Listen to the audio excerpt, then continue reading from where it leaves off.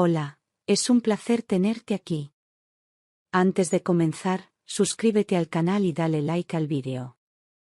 Me llamo Isabel Cifuentes, tengo 38 años y durante más de una década creí vivir un matrimonio estable con Andrés Morales, un hombre al que amé con devoción ciega, creyendo que nuestro vínculo era fuerte, limpio, casi indestructible. Pero nada duele más que descubrir que lo que parecía una vida compartida era, en realidad, una mentira cuidadosamente decorada. Me acostumbré a llamarlo mi esposo, a ocupar el asiento a su lado en cenas de gala, a sonreír ante socios y jueces como si todo estuviera bien. Durante años, me repetí que éramos un equipo, que los altibajos eran normales, que el amor se renueva en el compromiso diario. Pero ahora sé que lo nuestro fue una ficción y yo, sin saberlo, interpreté el papel de esposa perfecta mientras él ensayaba su traición con precisión quirúrgica. La verdad llegó como un puñal en mitad del pecho, inesperada, devastadora y, al mismo tiempo, reveladora. Porque hay momentos en la vida en los que el dolor no te destruye, te despierta. Nos conocimos en la Facultad de Derecho, cuando ambos teníamos hambre de futuro y las ideas llenas de promesas. Andrés destacaba por su inteligencia rápida, su ambición sin freno y esa manera de hablar que hipnotizaba hasta al profesor más severo. Yo, más reservada, me concentraba en mis apuntes, pero no podía evitar sentir cómo su presencia alteraba el ritmo de mi respiración. Una tarde, en la biblioteca, me ofreció ayuda con un caso práctico, y desde entonces, no nos separamos. Todo empezó con risas tímidas entre libros, pero detrás de sus ojos había un plan más grande. Apenas terminamos la carrera, decidimos abrir juntos un despacho jurídico en el centro de Madrid, sin más capital que nuestra juventud y una fe absurda en que lo lograríamos. Él se lanzó a los tribunales como una estrella en ascenso, mientras yo organizaba cuentas, agendas, contratos y personal, sin quejarme ni una sola vez. Nos complementábamos, él era la imagen visible, yo, la estructura silenciosa. En poco tiempo, empezamos a aparecer en revistas legales como La Nueva Promesa del Derecho Corporativo. Aquel éxito compartido parecía confirmar que nuestro amor era también una sociedad perfecta.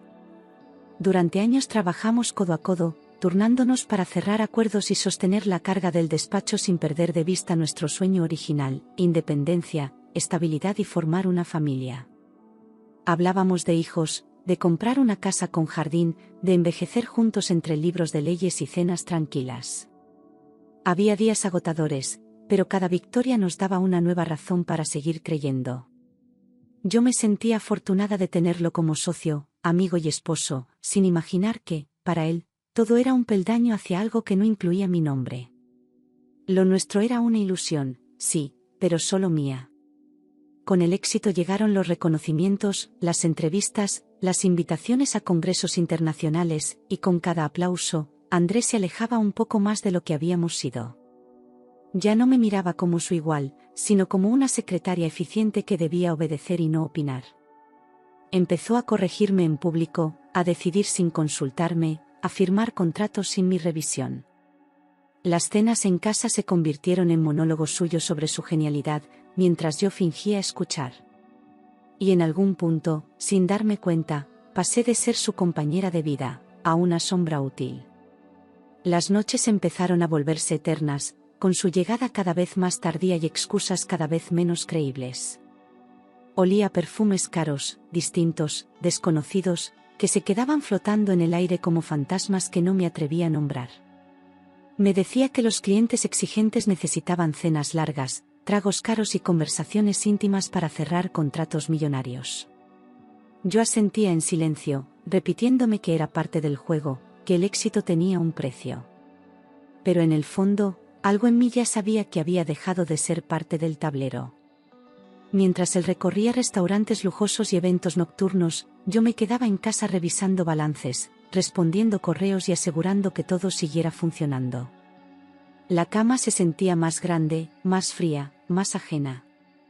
Su distancia emocional se volvió tan evidente como los mensajes sin responder y las llamadas que nunca devolvía. Me convencí de que el trabajo lo tenía agotado, que necesitaba espacio, que era una etapa. El silencio fue mi refugio y mi prisión. Porque callar, a veces, es la única forma de no derrumbarse. Una noche, ordenando los papeles del despacho mientras él estaba en una supuesta reunión, encontré entre facturas y contratos una carpeta que no recordaba haber visto antes. Dentro había una factura de hotel de 5 estrellas en la Gran Vía, con su firma estampada y la fecha de nuestra última discusión. Me quedé helada, como si el tiempo se hubiese detenido en ese momento. Las palabras se deshicieron en mi garganta, y un frío extraño me recorrió los brazos. No quería entender, pero la evidencia era tan clara como brutal. En la parte superior del recibo aparecía el nombre de la reserva, Carolina Rivas, su nueva pasante, una joven brillante recién salida de la universidad a la que yo misma había entrevistado semanas antes. Recordé su sonrisa tímida, sus preguntas educadas, su admiración fingida. Y en ese instante, todo cobró sentido, sus risas cuando hablaban a solas, las miradas esquivas, los favores exagerados. Me sentí ridícula por no haberlo visto antes. El enemigo no estaba afuera, lo había dejado entrar yo. Sentí como el aire me faltaba, como si alguien me aplastara el pecho con las 2 manos mientras el mundo entero se partía en pedazos. Todo lo que habíamos construido, cada madrugada de esfuerzo compartido, cada sueño planeado, todo se derrumbaba sin compasión. La traición no era solo amorosa, era profesional, personal, total. Me habían robado la confianza, la dignidad y el lugar que yo misma había ayudado a levantar. Y lo peor era que él dormía tranquilo, mientras yo me desvelaba buscando una explicación. Cuando lo confronté con el recibo en la mano, no gritó, no se alteró, sonrió con una calma helada y dijo, ¿y tú crees que esto significa algo? Esa frialdad, esa manera de negar lo evidente, fue más cruel que la mentira misma. Me habló como si yo fuera una histérica inventando historias, como si la culpa fuese mía por espiarlo. Y en ese momento supe que no estaba frente a mi marido, sino frente a un extraño. Un hombre que ya no me amaba, y quizá nunca me amó. Días después del enfrentamiento, Carolina llegó al despacho vestida como si fuese la nueva señora del bufete, con un reloj de correa negra que yo misma había regalado a Andrés en nuestro 10º aniversario. Lo exhibía con descaro, dejando que todos lo notaran, como si fuese un trofeo ganado en batalla. Nadie dijo nada, pero las miradas eran cuchillos. Andrés ni siquiera se molestó en disimular, la llamó a su despacho con tono íntimo, delante de todo el equipo. Y yo, de pie en medio de la oficina que ayudé a fundar, tragué mi orgullo y me senté, como si nada doliera.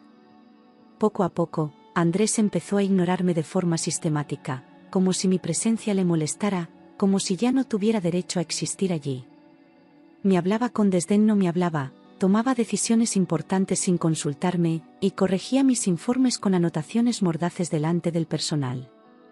Aquellos que una vez me respetaron comenzaron a imitar su actitud, riéndose por lo bajo, apartándose de mi mirada. Me convertí en un mueble incómodo, un recordatorio viviente de una historia que él ya quería enterrar. Y lo peor era que yo seguía allí, fingiendo control, mientras me tragaba las lágrimas. Los pasillos del despacho se volvieron fríos, hostiles, llenos de murmullos que se detenían cuando yo entraba. Algunos colegas me miraban con lástima, otros con desprecio, como si supieran más de mi vida íntima que yo misma. Ya no era socia fundadora, ni esposa respetada, era un fantasma soportado por cortesía. Las reuniones se hacían sin avisarme, los informes se entregaban directamente a él, y los clientes importantes ya no pasaban por mi mesa. Me sentía sola, atrapada en una realidad que no había elegido, pero que había permitido demasiado tiempo. Una noche, al llegar a casa, me vi en el espejo y no me reconocí, ojeras profundas, la espalda encorvada, una tristeza que se me había pegado a la piel. No lloré, no grité, no rompí nada, solo entendí que no podía seguir permitiendo ese trato, esa humillación diaria. Ya no era una cuestión de amor perdido, era de respeto propio. Me di cuenta de que estaba esperando que él volviera a ser quien fue, pero ese hombre ya no existía. Y entonces supe que había llegado el momento de tomar las riendas de mi vida. Contacté en secreto con un antiguo compañero de la facultad, Sergio Olmedo, un abogado discreto, sereno y meticuloso, que había seguido una carrera alejada de los focos pero llena de victorias. Le pedí que nos reuniéramos fuera de Madrid, en una cafetería sin cámaras, sin conocidos, sin riesgo. Le conté todo, sin adornos ni exageraciones, y él me escuchó sin interrumpirme, tomando notas con calma. Cuando terminé, respiró hondo, me miró a los ojos y dijo: Isabel, esto no es solo una separación. Es una guerra. Pero podemos ganarla sin disparar un solo tiro. Yo asentí, sin saber aún el poder de esa frase. Sergio me propuso algo que al principio me pareció una locura: ceder todo, fingir rendición, dejar que Andrés creyera que me había vencido. A veces, la mejor venganza es dejar que el otro se crea vencedor, me dijo con una tranquilidad que me estremeció. El plan era simple en apariencia, pero exigía precisión quirúrgica: actuar con humildad, hablar con resignación, desaparecer poco a poco, mientras preparábamos el golpe final. Tendríamos que mover papeles, registrar autorías, blindar cláusulas sin que él lo notara. Y sobre todo, esperar. Esperar el momento perfecto. Empezamos a redactar un acuerdo de divorcio que parecía una derrota aplastante para mí. Renunciaba a propiedades, cuentas, bienes, hasta a mi parte del despacho. Cada cláusula estaba escrita con tal detalle que ningún abogado medianamente competente firmaría sin sospechar. Pero sabíamos que Andrés no leía los detalles, solo el título: ganador. Yo ensayaba delante del espejo cómo mostrarme cansada, abatida, dispuesta a dejarlo todo atrás.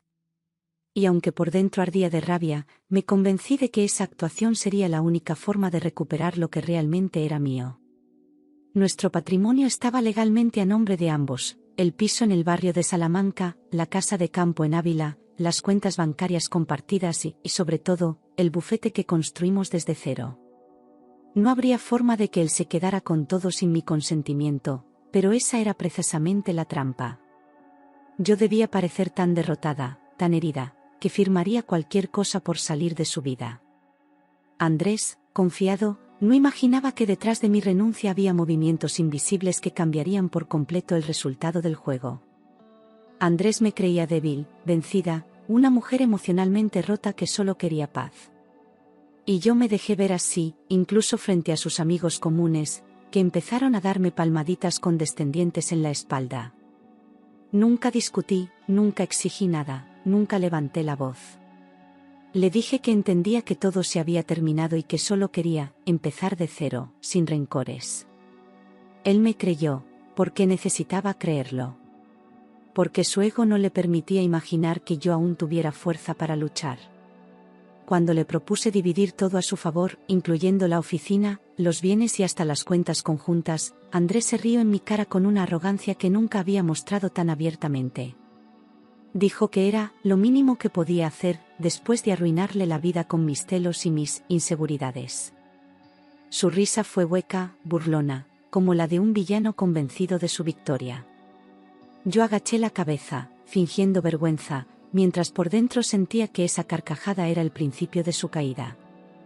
Porque en ese momento entendí: nada humilla más a un hombre como él, que subestimarme.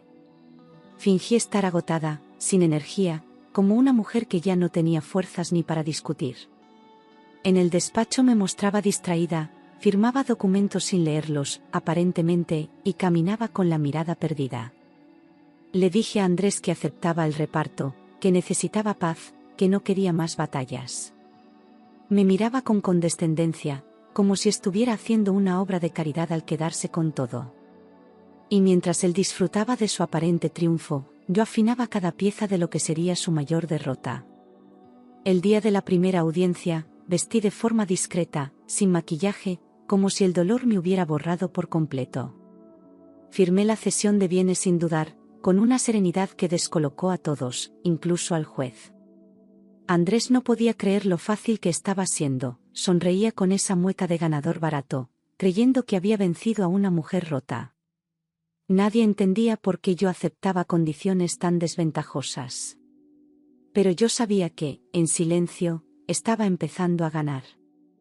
Andrés me miraba con superioridad, cruzando los brazos como quien observa a un enemigo vencido, como si cada firma fuese una confirmación de su poder. Sus gestos eran teatrales, sus susurros a Carolina llenos de arrogancia y desprecio. Me hablaba con frases sarcásticas, preguntándome si necesitaba ayuda para rehacer mi nueva y humilde vida. Yo lo escuchaba en silencio, sin devolverle ni una palabra, solo observando su soberbia inflarse como un globo. Porque sabía que cuanto más alto subiera, más dura sería la caída. Incluso su abogado, Fernando, parecía incómodo, revisando los documentos una y otra vez, buscando alguna trampa que no lograba encontrar.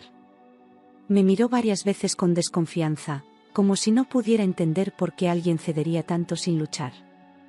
Intentó advertir a Andrés en voz baja, pero él lo ignoró, confiado en su propia percepción. Fernando no insistió más, no era su guerra, y cobraba igual. Lo que no sabían era que la batalla no se libraba en ese juzgado, sino en los detalles que nadie había leído. En los pasillos del juzgado comenzaron los murmullos: «Está loca, algo trama, ¿por qué renuncia a todo?». Las secretarias cuchicheaban, los abogados se asomaban al expediente con curiosidad, buscando una respuesta que no estaba en los papeles. Nadie entendía mi silencio, mi calma, mi entrega total. Yo era un misterio que incomodaba, una mujer que no lloraba, no reclamaba, no se defendía. Pero detrás de cada rumor había una verdad que solo Sergio y yo conocíamos. Por primera vez en años, sentí que tenía el control. No porque hubiese gritado, ni porque me hubiera vengado aún, sino porque había elegido cada movimiento con precisión quirúrgica. Andrés creía tenerlo todo, pero yo ya le había quitado lo esencial: la certeza, el dominio, la verdad. En mi interior, no había odio, solo una claridad implacable. La calma no venía de la resignación, sino del poder de quien sabe exactamente cuándo atacar. Días antes de la audiencia, con ayuda de Sergio, había transferido discretamente mis derechos de autor sobre todos los proyectos jurídicos creados por mí durante más de una década. Aunque Andrés los presentaba como suyos, las pruebas digitales de autoría, registro y fecha eran irrefutables. Nadie más lo sabía, porque todo estaba archivado en una notaría independiente, fuera del radar del bufete. Fue como esconder dinamita en medio de papeles viejos. Un detalle silencioso, pero definitivo.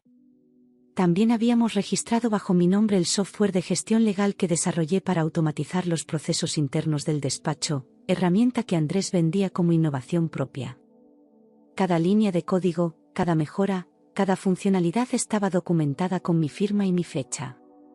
Registramos la patente a través de una sociedad paralela, blindada legalmente.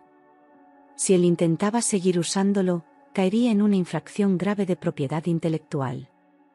Estaba atrapado, y aún no lo sabía. Mientras él celebraba su falsa victoria, yo ya había abierto una nueva consultora jurídica bajo otro nombre, en un pequeño local alquilado en Chamberí. Sergio me ayudó con todos los trámites, asegurando que no existiera ningún vínculo legal entre esa empresa y mi nombre completo hasta que fuera necesario. No buscaba fama, solo libertad y justicia. Poco a poco, comencé a contactar a antiguos clientes, ofreciendo mis servicios con discreción, sin mencionar a Andrés. Y lo más sorprendente, es que muchos aceptaron. Varios de nuestros clientes más importantes, empresas familiares, asociaciones civiles, fundaciones, empezaron a escribir directamente a mi nuevo correo profesional. Algunos dijeron que preferían mi cercanía, otros, que no confiaban más en el ego de Andrés. Nunca hablé mal de él, nunca intenté robar nada, ellos decidieron irse. En cuestión de semanas, su agenda comenzó a vaciarse sin que él entendiera por qué. Lo que Andrés no sabía es que cuando destruyes a quien te sostuvo, el edificio también empieza a caer. Una mañana, al intentar acceder a la cuenta principal del despacho, Andrés encontró un mensaje de error: fondos retenidos. Consulte con su gestor. Al principio creyó que era un fallo del sistema, pero tras varias llamadas furiosas, entendió que algo más profundo estaba ocurriendo. Lo que no sabía era que semanas atrás, Sergio y yo habíamos activado una cláusula que congelaba movimientos si se detectaban salidas no autorizadas. Él no lo vio venir, porque nunca pensó que yo fuese capaz de adelantármele. Y esa fue su primera señal real de que algo se estaba desmoronando. Me llamó furioso, fuera de sí, gritando desde su despacho como si pudiera intimidarme a través del teléfono: ¿Qué demonios has hecho, Isabel? Yo lo escuché sin alterarme, tomando un sorbo de café mientras miraba por la ventana de mi nueva oficina. Repetía mi nombre como una amenaza vacía, intentando recuperar un control que ya no tenía. Su voz temblaba, no de miedo, sino de incredulidad. Por primera vez, comprendía que yo no era la víctima indefensa que había imaginado. Cuando dejó de gritar, le respondí con la misma calma con la que uno responde a una consulta legal: solo he protegido lo que realmente es mío. No hubo insultos, ni reproches, ni acusaciones. Solo esa frase, tan simple como contundente. Colgó sin decir nada más. Y en ese silencio cobarde, sentí que acababa de sellar una etapa de mi vida que ya no le pertenecía. Días después, comenzaron los rumores. Andrés hablaba con clientes, colegas, incluso con periodistas, insinuando que yo no estaba bien mentalmente. Decía que había tenido episodios emocionales y que actuaba movida por el despecho y la paranoia. Quería manchar mi imagen, desacreditarme antes de que la verdad saliera a la luz. Pero cada palabra suya, lejos de dañarme, revelaba su desesperación. Cuanto más hablaba, más se hundía. La batalla ya no era privada, se convirtió en una guerra silenciosa dentro del mundo jurídico, donde todos fingían neutralidad mientras elegían bandos. Andrés intentaba mantener el control del bufete, pero las ausencias de clientes importantes empezaban a pesar. Carolina desapareció del despacho, dejándolo solo frente a un equipo desmoralizado. Yo, por mi parte, seguía avanzando sin prisa, con pasos firmes y legales. Porque no necesitaba destruirlo, él lo hacía solo. Sergio presentó ante el juez los registros digitales que probaban mi autoría intelectual sobre cada proyecto, contrato modelo y estrategia jurídica utilizada en el despacho. Eran documentos con fechas, correos, backups, y hasta notas manuscritas escaneadas, imposibles de refutar. Andrés palideció al ver su firma sobre documentos que nunca leyó. Su abogado intentó detener la exposición, pero ya era tarde. La verdad se desplegaba ante el tribunal con la frialdad implacable de la ley. El juez hojeaba las pruebas con el ceño fruncido, como quien no puede entender cómo un profesional de su nivel había firmado tantas cesiones sin revisar el contenido. ¿Usted firmó esto?, preguntó más de una vez. Andrés solo asentía, sudando, incapaz de encontrar una explicación coherente.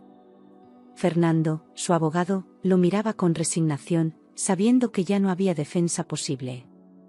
La sala estaba en silencio absoluto, y yo por dentro, respiraba libertad. Su soberbia lo había cegado tanto que jamás pensó que una mujer en silencio pudiera destruir con elegancia lo que él creyó indestructible.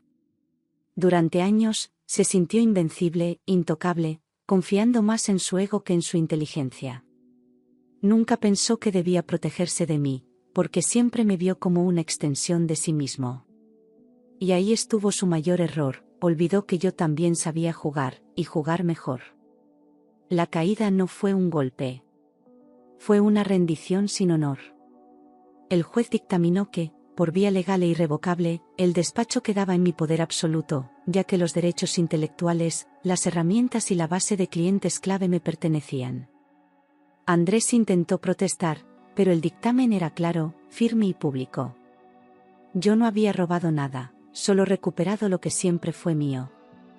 La sala estalló en murmullos y miradas incrédulas.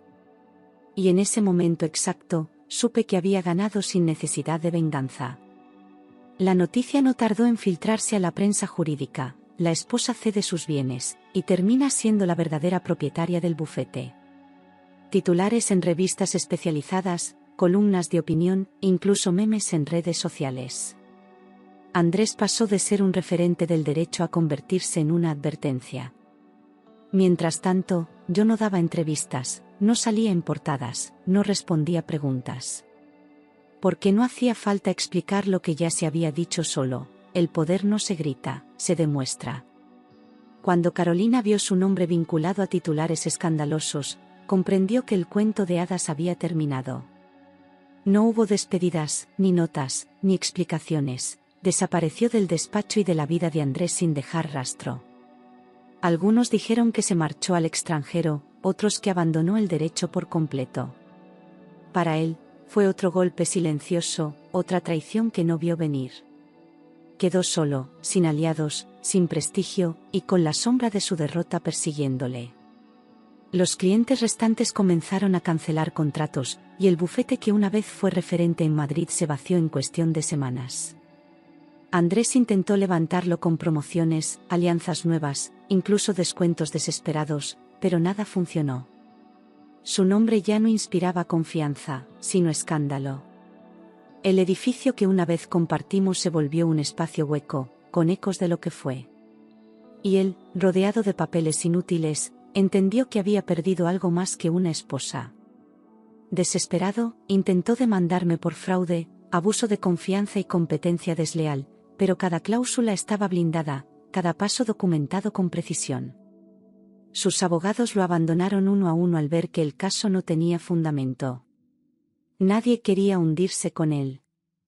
Mientras él buscaba culpables, yo seguía trabajando en silencio, sin mirar atrás. No hacía falta defenderme, los hechos hablaban solos. En la audiencia final, el juez, el mismo que nos había visto firmar el primer acuerdo, revisó cada documento con una mezcla de asombro y admiración. Nunca vi una estrategia tan elegante y legalmente impecable, dijo en voz alta, como si aún no pudiera creer lo que había presenciado. Andrés bajó la cabeza, sabiendo que esa frase quedaría grabada en actas para siempre. No hubo aplausos ni vítores. Solo un silencio cargado de justicia cumplida. Cuando terminó la sesión, la sala permaneció inmóvil por unos segundos, como si todos esperaran alguna reacción. Pero Andrés no dijo nada.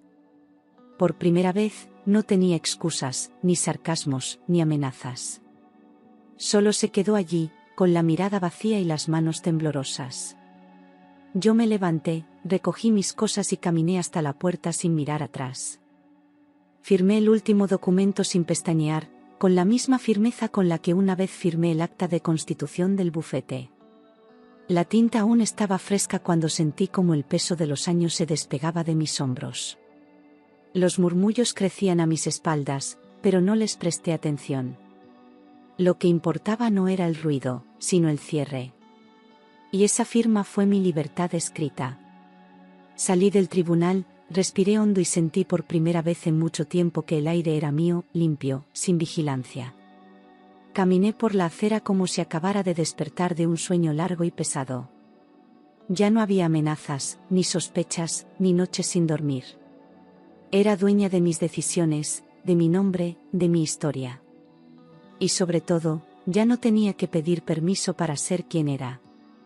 Alquilé una oficina modesta pero luminosa en el centro de Madrid, con muebles sencillos y plantas en las ventanas. No necesitaba mármol ni placas doradas, solo un espacio donde pudiera trabajar con dignidad. Poco a poco, formé un equipo pequeño, leal, comprometido con la ética y la excelencia. La reputación creció de boca en boca, sin escándalos, sin promesas vacías. Y cada cliente nuevo era una prueba de que se podía empezar de nuevo, desde la verdad.